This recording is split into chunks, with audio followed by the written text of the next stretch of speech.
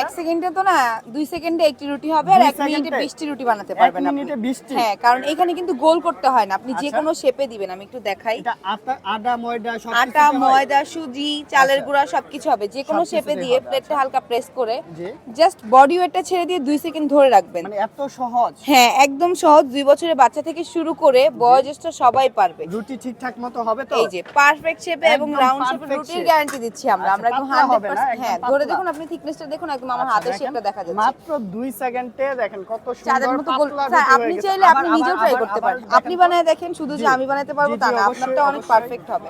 আচ্ছা, মাত্র 1 সেকেন্ড না 2 সেকেন্ডে রুটি হয়ে যাচ্ছে। হ্যাঁ, এবার একটা আমি চেক আপনি বানিয়ে করতেছি, দেখেন। আমি চেক করতেছি। এই যে আচ্ছা, 4 আঙ্গুল শেপটা উপরে ঠিক আছে রাখবেন। না? হ্যাঁ, প্লেটটা হালকা প্রেস করেন। জি, এভাবে এখানে দিব। হালকা প্রেস করবেন। হ্যাঁ, আচ্ছা, আচ্ছা, হালকা ঠিক প্রেস আছে। করে হালকা এবার press করলাম। হাতটা সোজা রাখেন। আচ্ছা, সোজা আচ্ছা। রেখে আপনি সোজা শরীরে সোজা। ভরটা ছেড়ে দেন।